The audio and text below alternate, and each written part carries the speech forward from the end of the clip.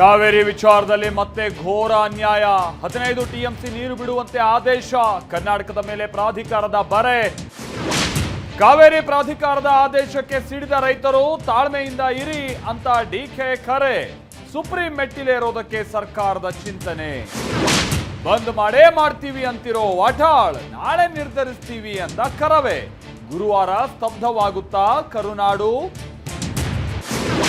ಯಾವುದೇ ಕ್ಷಣದಲ್ಲೂ ಖಾತೆ ಹಂಚಿಕೆ. ಕಡಿಮೆ ಆಗದ ಸಚಿವ ಸ್ಥಾನ ವಂಚಿತರ ಮುನಿಸು. ಮೈಸೂರಿನಲ್ಲಿ ಸಿದ್ದು ಆಪ್ತರ ಭೇಟಿ. ನಾಗೇಂದ್ರ ರಾಜೀನಾಮೆಗೆ ಬಿಜೆಪಿ ಆಗ್ರಹ. ನಾನೇನು ಅಪರಾಧಿ ಅಲ್ಲ ಅಂದ ಸಚಿವ. ಸದನದ ಒಳಗೂ ಹೊರಗೂ ಹೋರಾಟಕ್ಕೆ ಕಮಲ ಪಡೆ ಪ್ಲಾನ್. ನಮ್ಮ ಹಳ್ಳಿಗಳಿಗೂ ನೋಟಿಫಿಕೇಶನ್ ಹೊರಡಿಸಿ. ಸಿಎಂ ರನ್ನ ಭೇಟಿಯಾದ ಬಿಡದಿ ಭಾಗದ ರೈತರು.